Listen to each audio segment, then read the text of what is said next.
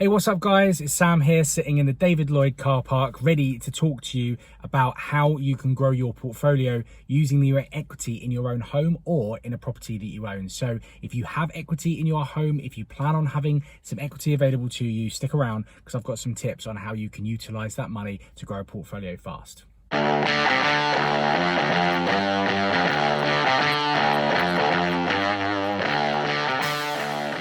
Property is about patience.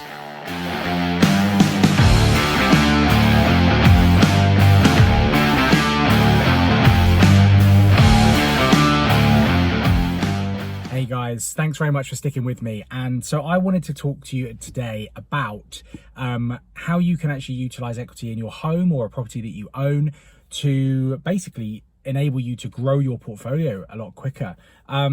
If we go, I get asked a lot about facilities. Now, they were, back before the credit crunch, a lot of property investors used to have access to a line of credit called a facility, where effectively they'd be able to, they'd have a certain amount, a little bit like an overdraft, I suppose, like a kind of a business overdraft, but specifically for property, where at pretty much a moment's notice, they could contact the lender and get a drawdown on that money so they could complete quickly on property transactions. Now, as a result of the credit crunch, these kind of sort of faded into obscurity, to be honest with you. They were seen as pretty high risk. And obviously, as we all know, the market changed rapidly sort of post 2009, 2010 anyway. And it's been a pretty, slow improvement over that sort of time. And we've seen, lenders getting more flexible and sort of bringing things back in that they used to have but were deemed too risky. Now, the idea of a facility or a line of credit has been one of those things that I'm asked a lot about by clients, certainly ones that were maybe in property pre sort of credit crunch and now coming back into it, and they're kind of wondering whether these sorts of things are still available. And for many years, my answer to them was those sort of things don't really exist anymore. Well, I'm delighted to tell you that that has now changed, and there are lenders out there now that are going back to using these kind of facilities, as we call them. And I wanted to explain to you sort of how they work, because they're not exactly the same as what they were previously. Funding was quite easy to come by pre-credit crunch, and it's not as easy as many of you will already know now. So things have changed a little bit, and basically how they will work is we need to look at equity.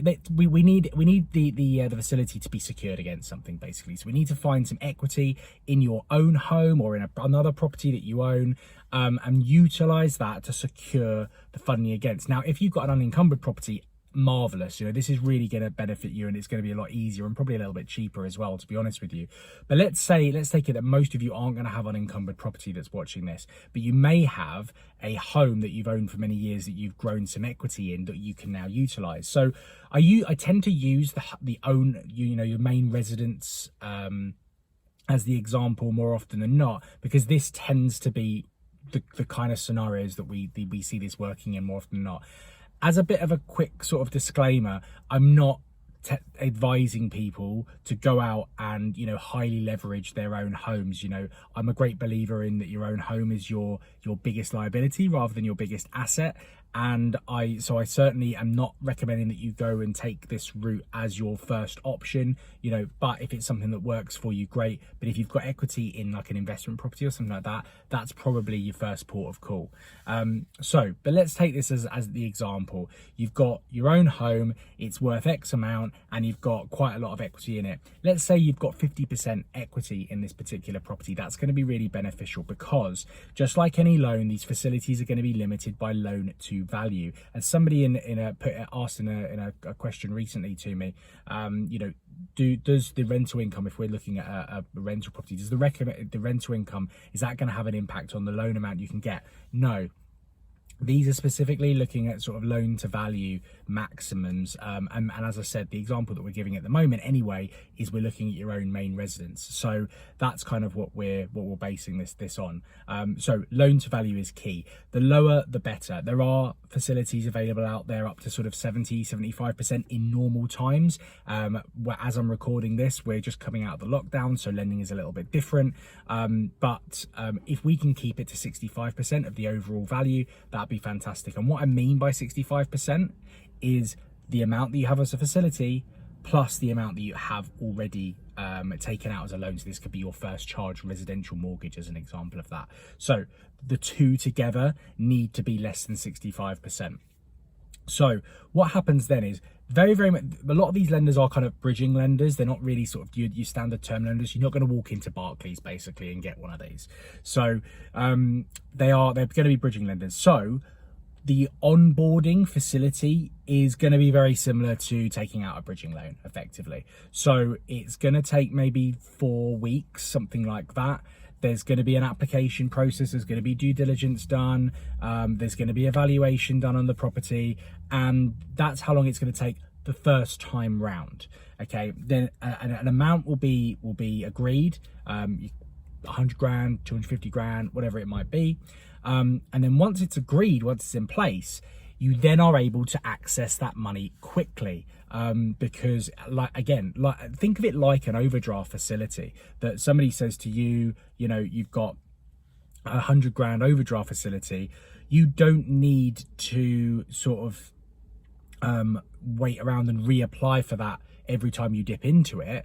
But given that this is ever so slightly different, you will need to obviously get give some notice on getting hold of this money. Usually it's about 48 hours, maybe 2-3 days.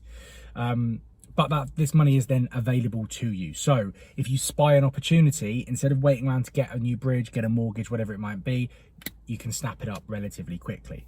Now, a few things to discuss about this amount that's sitting there. There is going to be a non-utilization fee. So for every month that this is open, a little bit like an overdraft, sometimes you have to pay to have the overdraft facility, especially when you've got a business overdraft. And this is very, very similar. So usually you're looking around between 0.1 to 0.2% per month of the outstanding balance as a kind of facility fee. This is on any money that you're not utilizing. It's a non-utilization fee. Now, when any money that you do then take out, you then pay like a standard kind of bridging monthly fee. So a little bit again like an overdraft. If you go into your overdraft, you then pay money to use that overdraft a lot of the time. There's very few free overdrafts nowadays, especially from a business point of view. So that's something to think about. Now, typically, and bearing in mind, you only pay on the amount that you've got out. So if you've got a facility of 250 and you only take 50, you only pay that amount on the 50. It's not like as soon as you take that money out, suddenly you've got to pay on the whole thing. It doesn't work like that. You just pay the interest on what you actually take out. Now, in terms of the cost for this, it is, I would say, in your mind, it's going to be somewhere between sort of 0.65 and 1%, something around that mind. Sometimes it's going to be more expensive. There isn't really going to be anything cheaper than that, I wouldn't imagine, but it could get more expensive than that, depending on how the market goes. So it's that kind of amount. Now, as we said, we had a valuation when we took out the facility to start with, and every 2 years or so, every 24 months, that's when the facility usually gets kind of like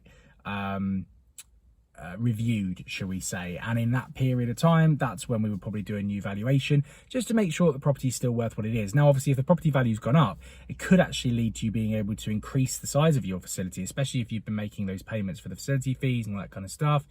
And but the main reason for that is they just want to make sure that it's still at the level so that they can continue. There's not really any reason that they wouldn't continue the facility for you, unless as a lender they've completely changed tact and they've withdrawn that particular product.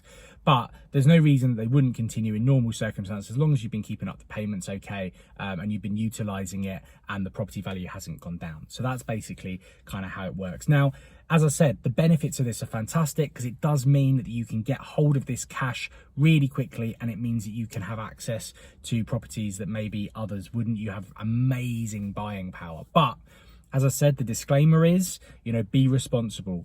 Like any lending, you need to be very, very responsible with anything that you're borrowing. Make sure that you're paying everything back, and make sure it's you're taking a calculated risk, basically. But I'm here as a broker to tell you that these things are now available, which is fantastic, and it's certainly helped a lot of my clients over the last couple of years since they've been back, which is great.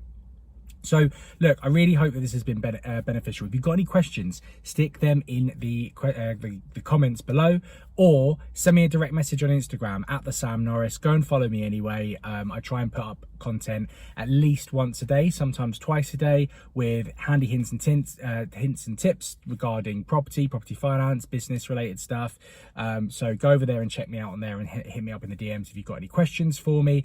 Otherwise, of course, if you come across this video and you haven't, you're not subscribed, make sure you subscribe, because I put out 2 videos every single week on Sundays and Wednesdays, covering all sorts of stuff to do with property finance and business, and of course hit the notification bell to be notified as and when these become available. But thank you very much, if I can get my words out, for sticking all the way to the end of this video. Really appreciate it. Whatever you're doing for the remainder of the week, enjoy yourselves. I'm now off to the gym because I'm trying very much to lose my lockdown belly. Catch you all on the next video, guys. Have a great week.